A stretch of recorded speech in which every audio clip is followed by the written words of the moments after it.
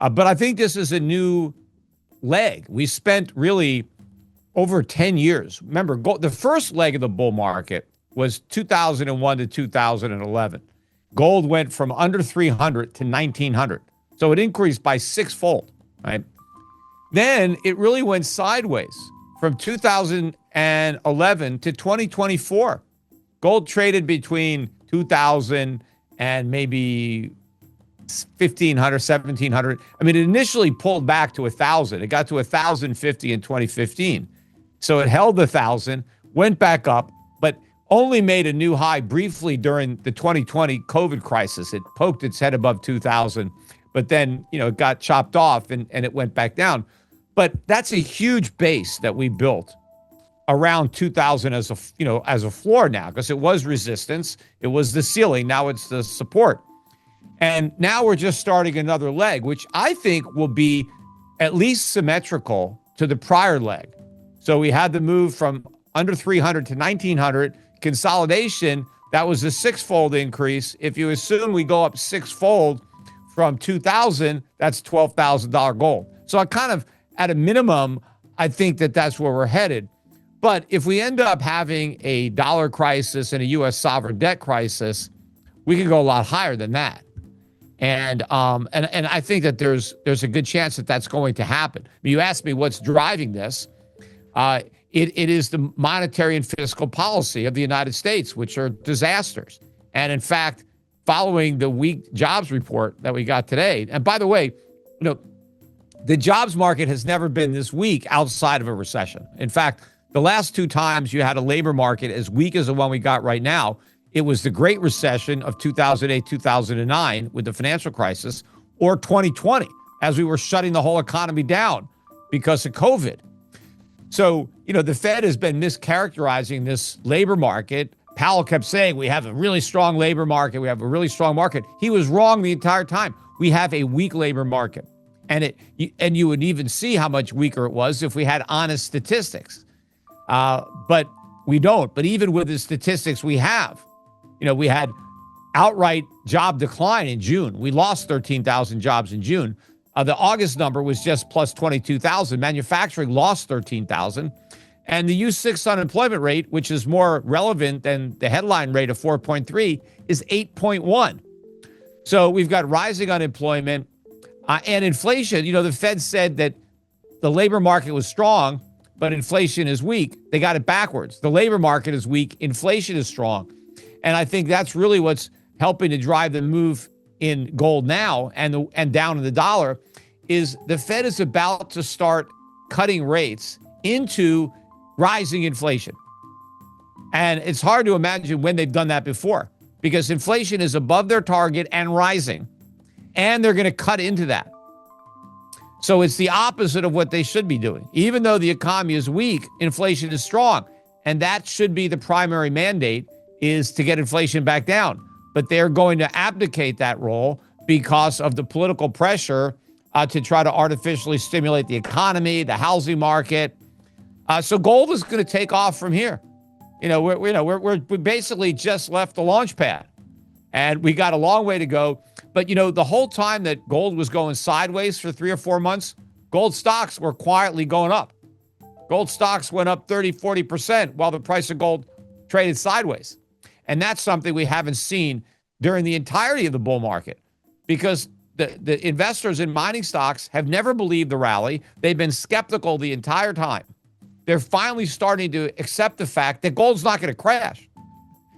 But these gold stocks are not priced for current gold prices, let alone the future gold prices, but at least they're pricing out a crash now. People accept, okay, gold's going to be around this level, so we got to bid up these stocks because they're still really cheap, even though they're up better than 90% on the year.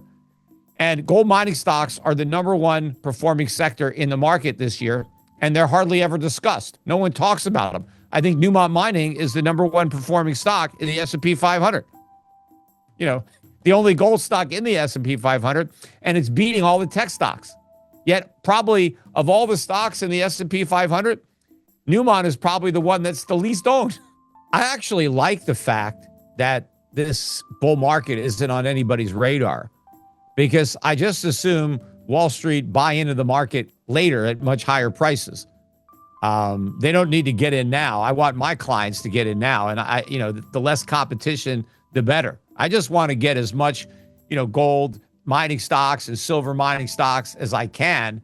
And the last thing I want is, Merrill Lynch and Goldman Sachs telling all their clients to buy, right? Because that's going to make it more expensive for my clients. So the longer they ignore this bull market, the better, as far as I'm concerned. Like, I'm in no hurry. I waited plenty of time for this, and I'm in no hurry to speed it up right now. But I do look at that as a positive sign that nobody's invested. The public, has no idea. You have one group of people that are still fixated on Bitcoin, and they're buying Bitcoin instead of gold. Although Bukele, I just read that he just put $50 million into gold. So maybe he's figuring out that Bitcoin is the wrong way to go. But, it's interesting that Bitcoin is barely up today, and Bitcoin is more than 15% below its peak priced in gold from 2021. So 4 years, Bitcoin's been losing value relative to gold, despite all the marketing hype surrounding Bitcoin, all the ETFs that were established, the NFTs, the Super Bowl ads, the celebrity endorsements, Donald Trump and the strategic Bitcoin reserve and the Bitcoin czar and making Bitcoin the capital of the world, right? All that pump, and they can't even get Bitcoin to go up. So what does that tell you? But what is going up is the one thing that's not getting any hype, and that's gold. And now silver, going up as well, but not into record territory. So these gold stocks, I think, are still extremely cheap. They could double again from here, and I don't think they'd be expensive, especially considering that if the gold stocks double from here, gold's going to be a lot higher. So it's like they still wouldn't have caught up to where they should be. So we got a long way to go in the mining stocks. In fact, in April of this year, I kind of aggravated some of the guys at Schiff Gold because I put out this report that said the best way to buy gold, and it was to buy the gold mining stocks. And I was telling my clients for the first time not to buy gold. And gold was around 3,200, 3,300. And I said, look, I'm a gold bull. I love gold, but these gold stocks are so cheap that it doesn't make any sense to buy gold above ground. Just buy it while it's still in the ground because it's so cheap. And while gold went sideways for all those months, the gold stocks were soaring. And they're not as cheap as they were, obviously, but they're still very cheap. And I still think people should be buying gold stocks and gold now, and physical silver and these silver miner stocks. So, Schiff Gold is my gold company. What you want to don't do, there's so many, unfortunately, shysters in the gold industry. And they rip off their customers by pushing them into these numismatics or collectible coins, fake numismatics, proof sets, odd weighted, coins you've never heard of. And they do that because the markups are 30, 40, 50% or more. And so you need the price of gold to go up 50% just to break even. So why buy gold at 3,600 if, you need 5,000 just to get out even? So at Schiff Gold, we're marking up gold like 1%. So if you bought gold yesterday, you can sell it back today and make a profit, right? So you don't want to get ripped off. So going to Schiff Gold, you're going to get the best prices. You're going to get just bullion. We're not going to try to push you into something that makes us money. We're going to sell you what you need to make yourself money. My goal is to make a little money on volume, not on ripping people off.